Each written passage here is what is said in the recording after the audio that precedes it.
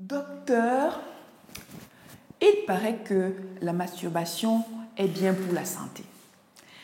Docteur, il faut arrêter de dire aux femmes de se toucher parce que ça, c'est encourager la masturbation alors que la masturbation est un péché. Bon, aujourd'hui, nous allons parler de masturbation. Ceux qui sont trop sensibles là, pardon, faut quitter. Quitter. Voilà, ça commence maintenant.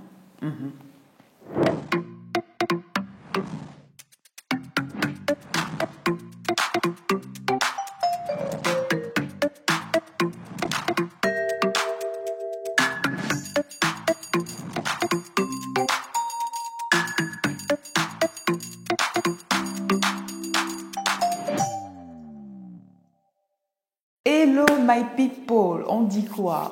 Mais bienvenue dans cette nouvelle vidéo. Pour ceux qui découvrent la chaîne via cette vidéo, je suis Dr Paul Moko, médecin généraliste. Sur le Max Santé, on parle de prévention, de lifestyle, de santé et de bien-être intime au féminin. Alors, si ce sont des thématiques qui vous parlent, je vous invite à faire deux choses. Premièrement, à vous abonner. Deuxièmement, à activer la cloche de notification pour être prévenu à chaque fois que je poste une nouvelle vidéo, n'est-ce pas? N'hésitez pas à nous suivre également sur nos autres réseaux sociaux, le Max Santé sur Facebook, le Max Santé sur Instagram.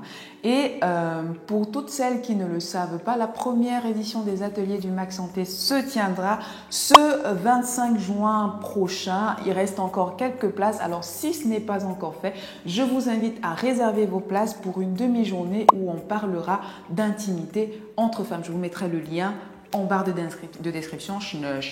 Ce sera un moment agréable avec moi où on pourra échanger au sujet de notre intimité en ligne. Voilà. Bon, rentrons dans le vif du sujet, la masturbation. Je crois qu'il y en a ici qui ne vont pas m'aimer. Ils ne vont pas m'aimer du tout. Mais bon, c'est pas grave. Déjà que vous êtes prêts, prenez de l'eau, parce que ça va être long. Hein? Bon, voilà. Installez-vous, posez-vous. Alors, la masturbation. Le mot masturbation, d'où est-ce que ça vient? Ça vient du latin. Dans mes recherches, ça vient du latin manu stuprare, qui signifie se polluer avec la main. Vous voyez déjà le topo, n'est-ce pas? Bon, alors, il faut savoir qu'à l'époque, la masturbation était utilisée pour soigner, entre guillemets, les femmes qui souffraient de crises d'hystérie. Hystérie, d'où l'appellation utérus. Merci Hippocrate. Qui souffraient de crises d'hystérie et de maladies mentales, en fait. Donc, du coup, on prenait les femmes et puis on les amenait faussées et puis on les masturbait manuellement, soi-disant parce qu'on estimait que les massages des parties génitales, que l'orgasme permettait de provoquer une accalmie, un apaisement chez les femmes qui étaient complètement déjantées, n'est-ce pas? Bon, au départ, ils ont commencé avec les mains et puis après, ils se sont servis des jets d'eau. On prenait le jet d'eau et puis on balançait ça sur les organes sexuels. Et puis après, un gars est allé créer son vibromasseur pour soulager les douleurs musculaires. Ils ont dit que bonne idée, ils ont détourné ça, ils en ont fait un objet de masturbation. Du coup, quand on entend vibromasseur aujourd'hui, on entend objet de masturbation, alors qu'en fait, à la base, c'était pour soulager les contractures musculaires. Ça, c'est pour vous donner l'histoire, hein, pour vous dire d'où ça vient. Bon, quoique.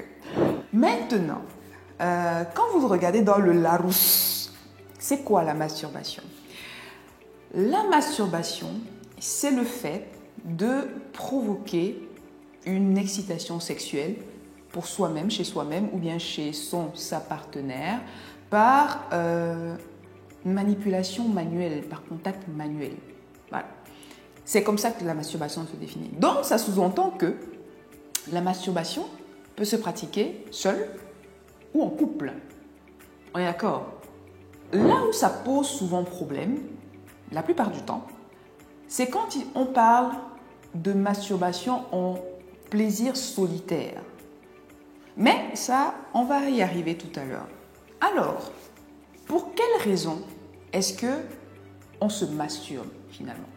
Souvent, les gens vont vous dire que, et dans les études, qu'ils se masturbent pour lutter contre le stress, l'anxiété.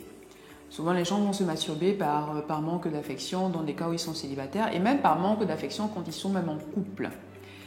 Les gens vont se masturber étant en couple parce que au niveau de leur intimité avec leur partenaire, il y a une insatisfaction sexuelle qui est là. Et donc, du coup, ils vont combler le manque par des plaisirs solitaires.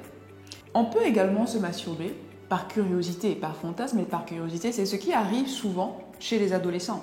Parce que les adolescents, ce qui se passe, c'est que les hormones, il y a un changement hormonal qui se fait, le corps change, le physique change. Et du coup, le pauvre adolescent, la pauvre adolescente, ils sont confrontés là à des modifications de leur corps. Et puis, ils voient le sexe opposé et ils disent il y a un truc qui est en train de se passer et ils se posent 15 000 questions. Ils se posent 15 000 questions, mais s'il va demander à papa ou à maman que pourquoi est-ce que mon corps est comme ça, pourquoi est-ce que les choses se passent comme ça et pourquoi est-ce que je suis attirée par la fille là ou par le gars là, papa et maman vont dire hey! Chut. Ça, ce sont les choses des grandes personnes. Tais-toi. Voilà. Conclusion, l'adolescent, lui, il est frustré.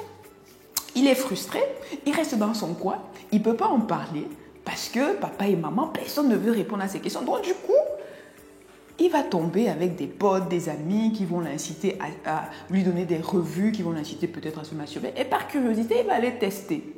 Ça va lui faire du bien une première fois, il va tester une deuxième fois et ainsi de suite. Et ça peut découler ça peut arriver vers quelque chose d'addictif. Je vulgarise, je schématise comme ça, mais l'idée, elle est là, de dire que ça part d'un phénomène de curiosité. Et comme malheureusement, il n'a pas l'opportunité de pouvoir en parler avec un adulte, ou alors l'adulte se ferme à la discussion, ça crée une frustration et ça peut créer un manque affectif. Et c'est à ce moment-là que les parents doivent être vigilants. Très vigilants parce que ça peut, comme je l'ai dit, engendrer des conséquences addictives, entre guillemets. Et quand je dis les parents doivent être vigilants, je pense, à mon avis, surtout le parent du sexe opposé, qui peut aider à ce moment crucial-là à combler ce manque affectif qui est en train d'éventuellement se créer. Maintenant, est-ce que la masturbation a des bénéfices? Alors, j'ai souvent dit sur cette chaîne qu'il est important que les femmes apprennent à se connaître. Il est important que les femmes connaissent leur corps. Pour celles qui éprouvent le besoin ou l'envie de se masturber pour apprendre à connaître leur corps, tant mieux. Mais de mon point de vue, je pense que si vous aspirez à avoir une sexualité épanouie avec votre partenaire, c'est important que vous-même, vous appreniez à connaître votre corps et connaître vos zones érogènes. Pourquoi? Parce qu'en fait, vous allez vous retrouver dans un moment d'intimité avec votre partenaire. Lui, il vous touche. Il est convaincu que bon, il est dans le bon. Alors qu'en fait, il est complètement à l'ouest. Donc si vous-même, vous ne connaissez pas où se trouvent vos zones érogènes, vous ne savez pas que par exemple ce sont vos oreilles ou je ne sais pas moi, le bas de votre dos ou que sais-je, vous allez le guider comment en fait? Donc l'un des premiers intérêts de la masturbation, pour celles qui se sentent à l'aise de le faire, c'est le fait de connaître son corps et de connaître ses zones érogènes. Un deuxième effet bénéfique de la masturbation chez l'homme, c'est apprendre à contrôler son éjaculation, notamment avec la masturbation et des exercices de contraction du périnée. Chez les hommes, par exemple, qui souffrent d'éjaculation précoce, ça peut être un moyen d'essayer de mieux maîtriser son éjaculation. Un autre bénéfice de la masturbation, finalement, c'est la sécrétion d'endorphines, de dopamine, d'ocytocine, qui vont parfois aider à soulager les migraines, par exemple. D'ailleurs, entre parenthèses, il y a une étude qui est sortie qui disait que ils avaient fait une étude chez les femmes qui avaient des douleurs menstruelles et l'étude finalement avait démontré que les femmes qui se masturbaient durant leurs règles avaient vu une nette diminution des douleurs menstruelles finalement comparées aux autres antidouleurs en fait. Mais bon, ça c'est une étude où les femmes se sont masturbées pendant quand même une certaine période. C'était des effets de masturbation maintenus quand même sur une certaine période. Mais bon, pour celles qui ne sont pas adeptes, ces effets hormonaux-là d'apaisement, de soulagement des douleurs, ce sont des effets que vous pouvez avoir aussi avec l'activité physique. Donc pour celles qui ne sont pas adeptes, vous pouvez simplement pratiquer du sport aussi et avoir les mêmes bénéfices. D'accord ? Autre cadre où la masturbation est entre guillemets bénéfique, mais c'est fatalement dans des cas de don de sperme ou de procréation médicalement assistée. Pourquoi? Parce que c'est à ces moments-là qu'on peut faire une récolte de sperme, bêtement. Voilà, il n'y a pas d'autres options. Hein? Bon. Et entre parenthèses, pour vous messieurs, il semblerait qu'une éjaculation entre guillemets régulière, plus ou moins 3-4 fois par semaine, serait un facteur protecteur pour le cancer de la prostate. Il semblerait. Maintenant, éjaculation, quand on parle d'éjaculation, masturbation inclut, oui. Donc si ça peut passer par la masturbation, ok, fine, surtout chez les hommes qui n'ont pas d'activité sexuelle, ça peut être une alternative. Maintenant, est-ce que la masturbation a des conséquences? Ben oui, toute chose a des bienfaits et des conséquences. Quelles sont les conséquences de la masturbation? J'ai parlé d'éjaculation précoce, mais il faut savoir que la masturbation à outrance peut provoquer des problèmes d'éjaculation précoce. Alors, la masturbation à outrance, quand je dis à outrance, ça veut dire que ça devient quelque chose de très répété et ça peut devenir quelque chose de très addictif. Donc, une des conséquences, c'est justement l'addiction. Qui dit addiction, dit isolement social, dit éventuellement fatigue parce que vous allez en avoir qui vont se masturber jusqu'à pas d'heure. Fatigue et donc trouble de la concentration, la vie sociale et affective est complètement absente sur la durée. Et là, ça devient pratiquement pathologique. D'accord? Donc, à partir du moment où la masturbation devient pathologique, ou même au sein du couple, on n'a plus de contact, de rapport sexuel avec sa partenaire parce qu'on préfère s'isoler et se masturber, ça veut dire qu'il y a un problème qu'il faut soigner et à ce moment-là, ça vaut la peine de contacter des spécialistes, des sexothérapeutes, des addictologues, etc. etc. D'accord? Est-ce que d'un point de vue somatique, médical, la masturbation a des conséquences? Est-ce que ça provoque une maladie en particulier? Non. Je n'ai pas trouvé d'études qui démontrent que la masturbation va provoquer une maladie en particulier. Si vous avez des études, pardon, mettez-moi ça en commentaire, je suis curieuse de les lire. Mais moi, quand je recherchais, je n'en ai pas trouvé. D'accord? Mais il faut surtout faire attention aux problèmes addictifs qui, sur le long terme, peut provoquer, suite à l'isolement, d'autres pathologies indirectement. Maintenant, j'aimerais mettre 2 gros disclaimers au sujet de la masturbation. Premièrement, quand on parle de masturbation, on ne parle pas forcément de pénétration chez la femme. Donc ça peut être juste une stimulation externe des organes génitaux. Ok? Important à savoir. Deuxième gros disclaimer.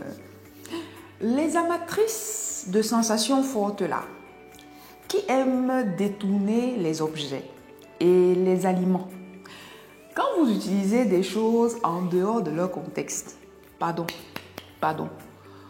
prenez la peine au moins d'utiliser un gel pour éviter les lésions, des blessures, des plaies, etc. Ou alors utilisez même au moins un préservatif pour éviter des infections. D'accord? D'ailleurs, c'est une thématique que j'aborde au sein de mon livre, Bien dans ma fleur, Tori sur la côte. Donc, si vous ne l'avez pas encore acheté, il est disponible sur Amazon. Je vous mettrai le lien juste en barre d'infos. Donc, faites attention lorsque vous utilisez des objets, vous détournez des objets parce que vous êtes amatrice de sensations fortes, au risque d'avoir des infections, des lésions et j'en passe. Alors, finalement, la masturbation, c'est bien ou ce n'est pas bien? Moi, je pense que c'est quelque chose de très personnel parce qu'il faut tenir compte du contexte éducationnel, religieux, culturel dans lequel on se trouve. Pour celles qui sont adeptes de la masturbation, ok, ça vous appartient. Pour celles qui ne sont pas adeptes de la masturbation, ok, ça vous appartient. Je ne suis pas pasteur, je ne suis pas prêtre et la notion de péché sort complètement de mon cadre de compétences. Mon rôle, c'est de vous donner l'information, la bonne information et après le reste, il y va de votre responsabilité. D'accord? Voilà, c'est la fin de la vidéo. Dites-moi en commentaire ce que vous en pensez, si vous avez eu des problèmes ou bien si vous avez entendu parler de problèmes addictifs ou de conséquences liées à la masturbation. Je suis curieuse et il y a toujours plus dans 2 têtes que dans une. Donc, j'en apprends aussi avec vos commentaires et merci d'ailleurs pour ceux qui commentent. Likez la vidéo et partagez-la également à quelqu'un à qui ça pourrait faire du bien, quelqu'un que ça pourrait aider parce que je pense que c'est un sujet quand même tellement tabou et on a du mal à en parler et pourtant, ça vaut la peine d'en parler parce que ce sont des problèmes réels qui existent au sein des sociétés, au sein des couples. Pour ceux qui n'ont pas encore fait, je radote, n'hésitez pas à vous abonner, à activer la cloche de notification. Et quant à moi, je vous dis à la semaine prochaine dans une autre vidéo. D'ici là, prenez grand soin de vous et je vous dis à très bientôt.